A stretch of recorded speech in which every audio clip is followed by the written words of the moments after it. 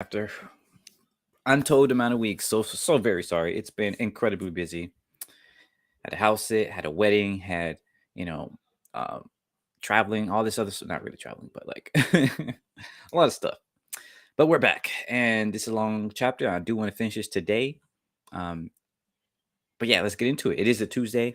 I am on PTO, so before I get into my stuff I'm doing this afternoon, I want to do some of my streams. So good time to not really catch up, but at least get a little bit done this week, and hopefully we'll be able to do some this weekend as well.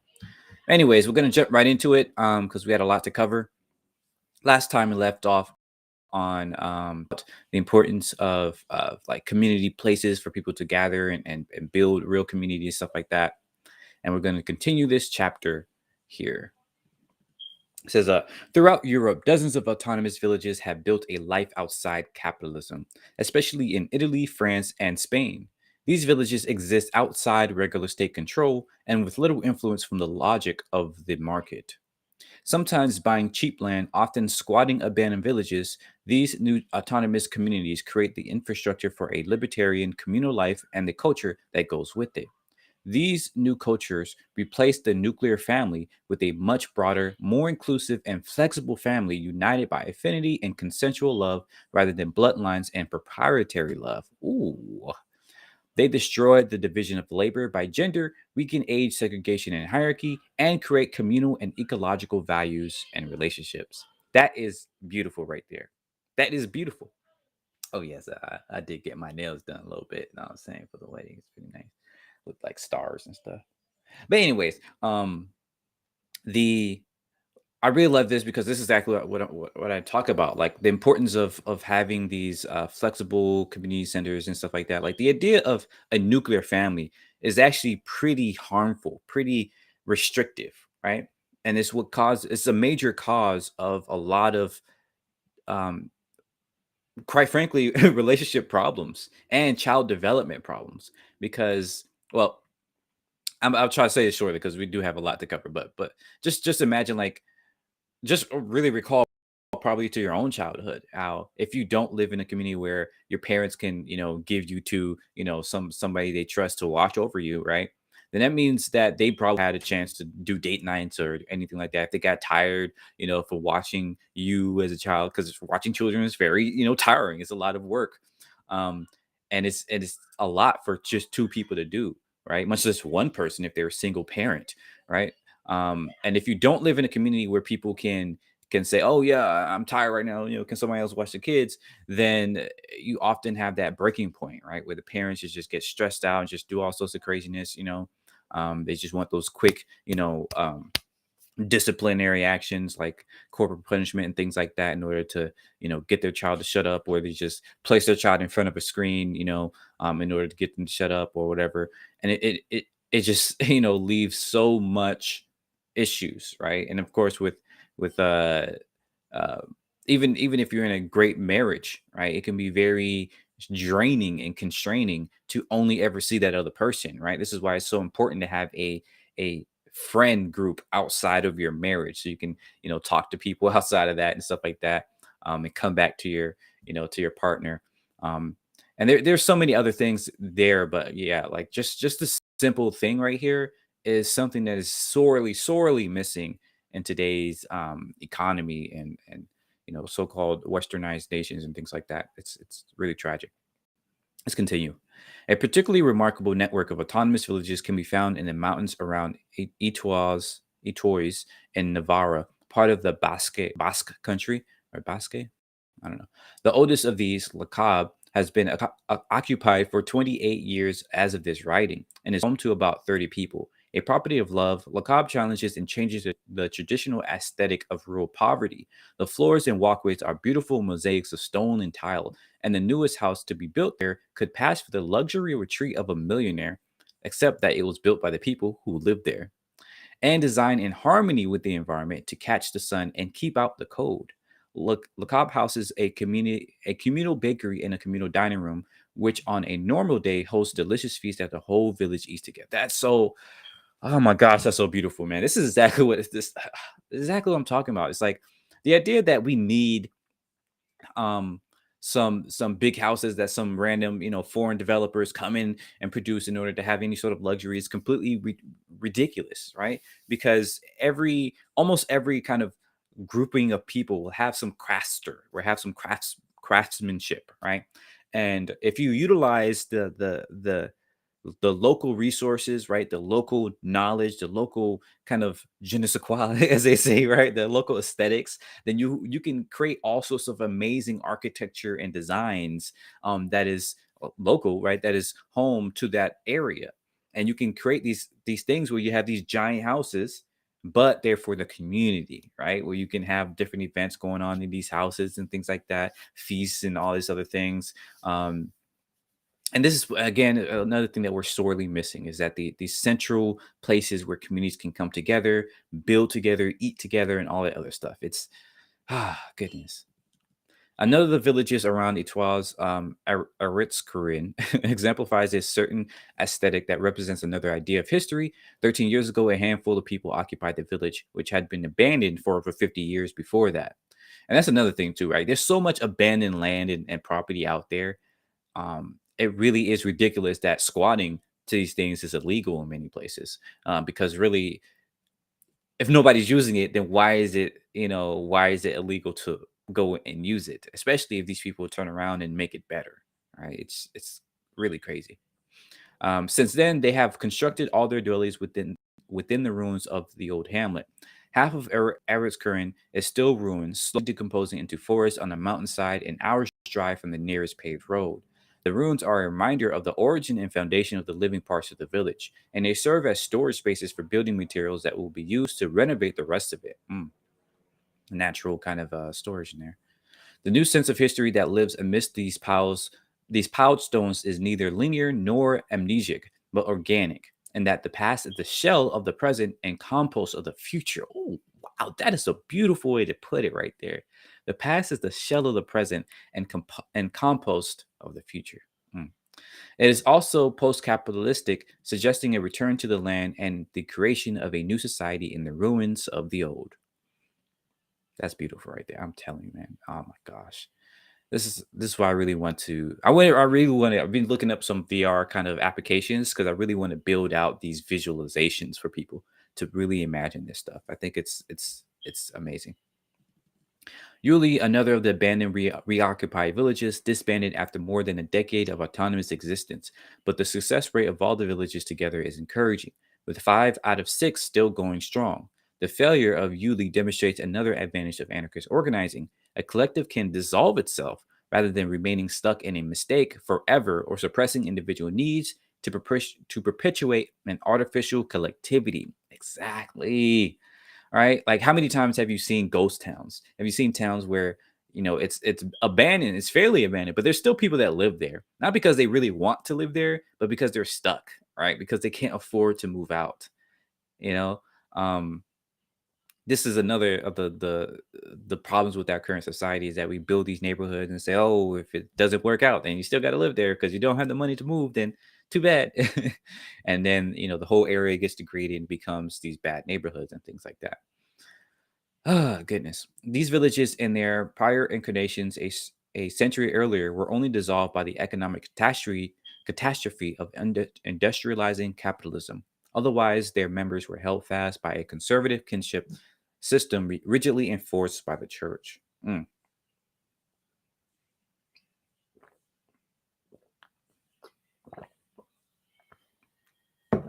mm.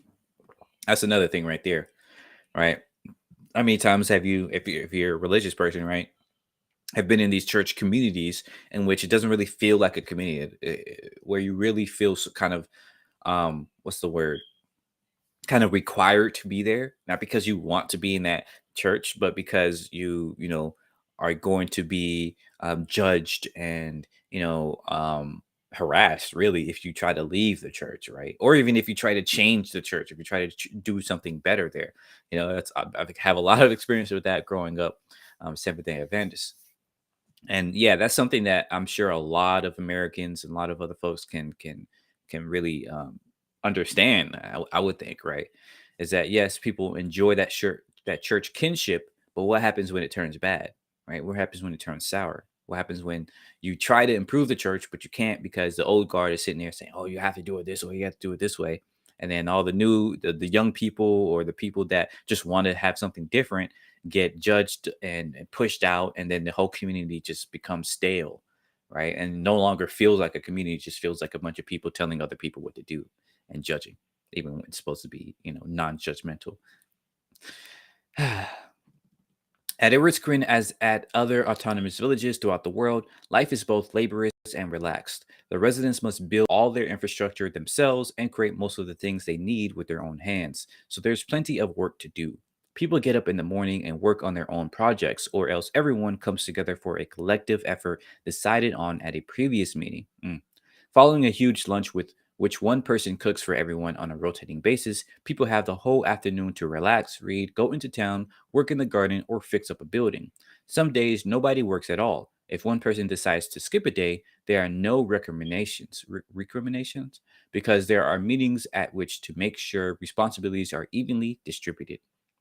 In this context, characterized by a close connection to nature, inviolable individual freedom mixed with the collective social life, and the blurring of work and pleasure, the people of Eritskrin have created not only a new lifestyle, but an ethos compatible with living in an anarchist society. And isn't that the life that many of us are seeking to live, right? Right? We could choose when we want to work, when we want to kind of luxuriate. We can choose what kind of activities we work on. We know everything is being done because all the responsibilities are evenly distributed. There's no real slackers because people can. There's always an accountability for that, but there's also no real judgment because that if somebody is not doing something, there's probably something wrong, right? There's probably that person, right? You're gonna ask them, hey, what's going on? Are you feeling something like that? Or maybe they just don't want to do that work. You say, okay, maybe we can find this other work for you to do, right? The whole point here is that um, there's actual reason to care, right? Versus in today's a lot of our suburban neighborhoods where you don't really care about your neighbors, you don't really know them, and so there's no real kinship there or anything like that. The school they are building in Eriskrin is a powerful symbol of this. A number of children live at Eriskrin and the other villages, and or and the other villages. Goodness. The environment already provides a wealth of learning opportunities, but there is much desire for a formal education setting and a chance to employ alternative teaching methods in a project that can be accessible to children from the entire region. As the school indicates, the autonomous villages violates the stereotype of the hippie commune as an escapist attempt to create a utopia in microcosm rather than change the existing world. Despite their physical isolation, these villages are very much involved in the outside world and the social movement struggling to change it. The residents share their experiences in creating sustainable collectives with other anarchist and autonomous collectives throughout the country. Many people divide each year between the village and the city, balancing a more utopian existence with participation and ongoing struggles. The villages also serve as a refuge for activists taking a break from stressful city life. Many of the villages carry on projects that keep them involved in struggle and social struggles. For example, one autonomous village in Italy provides a peaceful setting for a group that translates radical texts. Likewise, the villages around Toys have been a major part of the 20-year running resistance to the hydroelectric dam there. And that's another thing I've been learning recently about, right? How things like dams have been typically, excuse me, propagandized to be like, oh, this 100% beneficial thing, right? It creates this um you know renewable resource, or based on a renewable resource that is non-pollutive and things like that. But what you actually see is that dams are extremely harmful to the environment, right, and to other people, because it creates these huge floodplains on one side, and then these droughts, this completely arid, droughted areas on the other side, right? So it completely destroys massive amounts of habitats and towns, right? If there's been huge amount of towns, usually black people, here in America at least, usually populated by black people, but also populated by like poor people or other types of folks that didn't really have a say, indigenous folks, for instance, right? These towns have been destroyed by dams, by these dam projects, literally. And then once the dam was up, right? Those people, you know, are not able to move back there because now the whole area gets gentrified and things like that. And then the spaces that the habitats around there don't really get to replenish or anything like that because the entire area, once again, below the dam is now just dried up, and they're just the only place that you can inhabit is now populated by humans. So it just gets really bad, and then you have destroying like whole migration patterns of fish and stuff like that, and amongst many other types of animals. So it really is extremely harmful, and very rarely is something that is beneficial for the vast majority of life around those areas. And all you get out of it is electricity, right? And don't get me wrong, electricity is great, but I'm not even sure about the like how much electricity you get from the dam in comparison to things like solar or wind or whatever other areas we can get energy from. So I'm not even sure if the losses actually or the gains outweigh the losses. I'm pretty sure it doesn't. It usually just is a big money project. So yeah, but this is pretty important for people to block these sorts of projects. They're very harmful. For about 10 years, starting with the occupation of Rala near Askrin at Earthscreen, the autonomous villages around the toys have created a network sharing tools, materials, expertise, food, seeds, and other resources. They meet periodically to discuss mutual aid and common projects. Residents of one village will drop by another to eat lunch, talk, and perhaps deliver a dozen extra raspberry plants. Awesome. They also participate in annual gatherings that bring together autonomous communities from all over Spain to discuss the process of building sustainable collectives. At these, each group presents a problem it has been unable to resolve, such as sharing responsibilities or putting consensus decisions into practice. Then they each offer to mediate while another collective discusses their problem, preferably a problem the mediating group has experienced resolving. Very great, very awesome. Kind of crowdsourcing that wisdom. How much more? Okay, we're almost done. The Etoid villages are remarkable but not unique. To the east, in the Pyrenees of Aragon, the mountains of La Solana contain nearly 20 abandoned villages. As of this writing, seven of these villages have been reoccupied. The network between them is still in an informal stage, and many of the villages are only inhabited by a few people at an early point in the process of renovating them. But more people are moving there every year, and before long, it could be a larger constellation of rural occupations than Etoids. Many in these villages maintain strong connections to the squatters movement in Barcelona, and there is an open invitation for people to visit, help out, or even more there. I really want to check these places out. I want to go on a trip where I don't want, yeah, the sightseeing places are interesting, but I really want to visit these places where you can. Oh, that's beautiful. Wow. Oh, my bad. It's not sharing my screen. Let me. Boom, bam. So I was looking at this pictures here. Look at that. My gosh. Goodness. You see this? Hold up. Can I make this bigger? That's just beautiful. Wow. See a little town there. And it's probably like I see little buildings here. It's probably like towns dotted on around this, right? There's a town back here. Like imagine if this was like just paved over, just paved over to fill to create another huge city or something like that. This is the problem with like our idea of progress, right? The idea of civilization is that you just urbanize everything and just pave over everything and stuff like that. It destroys a lot of this natural beauty, right? There's things that we literally cannot replicate, right? We can't recreate this with modern day, cityscapes. Don't get me wrong. I like viewing a nice cityscape, right? It's cool when I see New York, even my little city of Atlanta, right?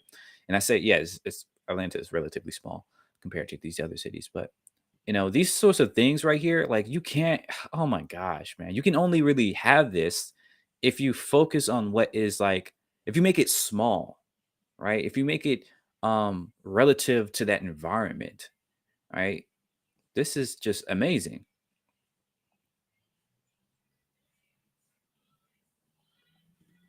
And a lot of these places were abandoned because they were like empires and kingdoms in which they were trying to build up. But then when those kingdoms got destroyed, or the king died out, or the agriculture or the wars or whatever, right, fell apart, then the entire area got decimated, um, by these populations, right? These giant castles. So instead, if you turn this into a little community, right? Instead of this being just the emperor or the king, right, living in this kingdom, instead there's a huge little community that lives here. A huge little community, meaning like hundreds of just regular people, right, just living here, or even just a couple dozen, right, just living here, right? Then you can turn this into a little town, and it could be self-sustainable. So you can grow things that are native to this area, right? You can have farming or even technologies that are native based on the resources that you can get from this area, stuff like that. So instead of trying to urbanize and make it sleek glass and metal and stuff like that, you can just use the technologies that's already there, use the resources that's already there, and benefit from this amazing, beautiful scenery and stuff like that, right? Pretty much everywhere around the world has places like this, right? That has these old, architectures that still stand up to this day, and these beautiful landscapes in which you can build very simple, very elegant, towns and things like that. That's small, but that is homely, that is intimate, that is still luxurious, and that in their way of allowing people to live there comfortably, right? We can really very much do that. And if the world was dotted with all these places, just imagine for a second if the world was dotted with not just huge cities, and everything ends up looking the same in these huge suburban areas where everything looks the same, but with these little towns that live in these like little nooks and crannies all around the world. And so when you travel the world, you can experience these exotic living environments, these completely different types of architectures and vistas and everything like that that you would usually not see if it was completely urbanized, right? This is what makes humans and our civilization and society so beautiful and so amazing. If we can focus on these local beauties and things like that, it's just this is what I want to build, right? This is what the type of world that I want to live in. This is the magic that I want to kind of foster in the world. Very amazing, very awesome. Let's continue. Um, okay. Under certain circumstances, a community can also gain the autonomy it needs to build a new form of living. Let me put my face back up there.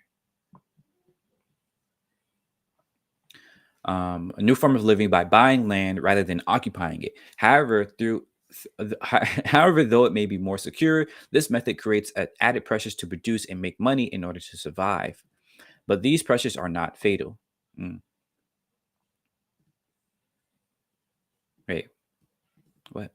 Under circumstances, a community can also gain autonomy. It needs to build a new form of living by buying land rather than occupying it. However, though it may be more secure,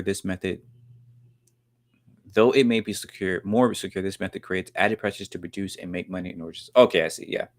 So if you're not living on the land, if you're just buying the land, right? Okay. Longo Mai, I don't know why my brain was just not connecting that. Longo Mai is a network of cooperatives and autonomous villages that started in Basel, Switzerland in 1972. The name is Provencal. I don't know how you pronounce that little C, for long may it last. Awesome. And so far, they have lived up to their eponym. The first Longo May, goodness, excuse me. The first Longo May cooperative are the farms Les Pigeonnoir, Grand Grange Noir, and Saint Hippolyte. I wish this had like a little, button you can press to see how this stuff is pronounced. That would be great. Located near agriculture, gardening, and shepherding. They keep 400 sheep, poultry, rabbits, bees, and draft horses. They run a garage, a metal workshop, a carpentry workshop, and a textile studio. The Goodness. The alternative station Radio Zinzine has been broadcasting from the cooperative for 25 years as of 2007. Hundreds of youth pass through and help out the cooperative, learning new skills and often gaining their contact with communal living or non industrial agriculture and crafting. I wish there was like links and all those stuff to these places. That's one thing I would love to see, right? It's like um digital versions of this stuff. Is this it? Where you can see like a quick, um oop, digital example of what these places look like, a virtual, community version or just a website, that shows what they're doing and things like that. That would be great. I would like to help people, build these things. Since 1976, Longo Mine has been running a cooperative spinning mill at Chantemel in the French Alps using natural dyes in the wool from 10,000 sheep, mostly local. They make sweaters, sweater shirts, sheets, and cloth for direct sale. The cooperative established a union atelier, a network of stock breeders and wool workers. The mill produces its own electricity with small scale hydropower. Awesome. And this is the difference, right? You don't have to build like a huge dam to get hydropower. You can have they've had these small little those little wheels, they've had those for a long time, right? Why not make those more efficient, right? Why not make those um more commonplace? And I'll tell you why. It's because dams are built for mass scale, right? While these hydropowers are built for local, right? And this is again the problem. If you keep on trying to scale things up, it also scales up the problems, the consequences, the negative side effects exponentially.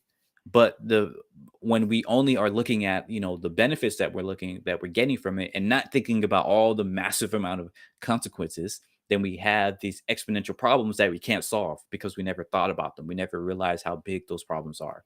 So we have to focus once again on these small scale technologies and things like that. That's really beneficial. Let me drink some more. Talking a lot here. Also in France, near Arles, the cooperative Mas de Grenier sits on 20 hectares of land. They grow fields of hay and olive trees, and on good years, producing enough olive oil to provide for other Longmay cooperatives as well as themselves. 3 hectares are devoted to organic vegetables delivered weekly to subscribers in the broader community. Some of the vegetables are canned as preserves in a cooperative's own factory. They also grow grain food for bread, pasta, and animal feed. So as you see, it's just a lot of stuff that is possible in these areas. Let me see if I can look this up. Nice.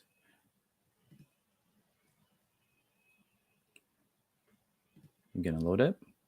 No, weird. Okay, there we go. All right. So they have yeah, a nice little website here.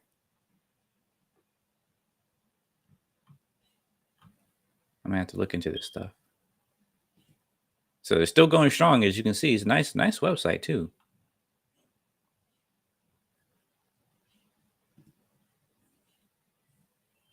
Awesome.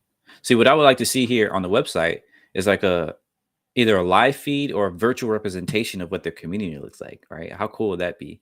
If you can actually see what it looks like to live there by just going on the website and just jumping in like a little web 3D experience real quick. That would be dope. All right. In the Transcarpaty region of Ukraine, Zeleny High, a small Longomai group started up after the fall of the Soviet Union. Here, they have created a language school, a carpentry workshop, a cattle ranch, and a dairy factory. They also have a traditional music group. The Longomai network used resources to help form a cooperative in Costa Rica in 1978 that provided land to 400 landless peasants fleeing the civil war in Nicaragua, allowing them to create a new community and provide for themselves. There are also long mine cooperatives in Germany, Austria, and Switzerland, producing wine, building buildings with local ecological materials, running schools, and more. In the city of Basel, they maintain an office building that serves as a coordinating point, an information hub, and a visitor center.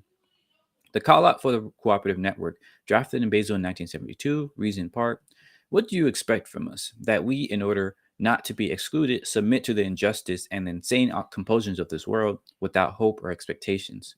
We refuse to continue this unwinnable battle.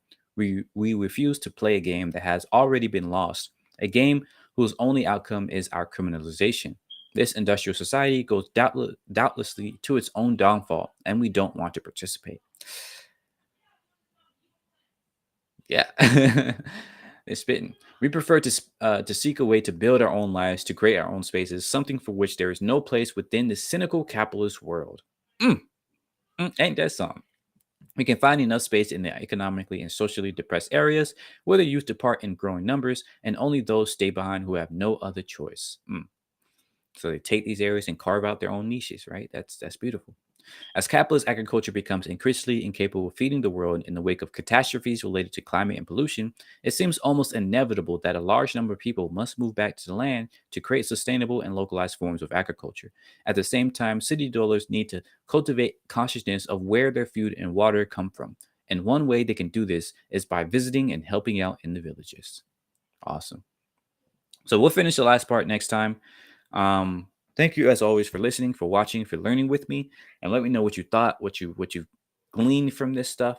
And yeah, this is awesome. Let me know. Let me know if you think so as well, or if not, why not? All right. What are some problems that you see that hasn't been talked about here that you think is missing, and we can try to have a reasonable discussion. But as always, thanks for listening and have a great day. See ya. Bye bye.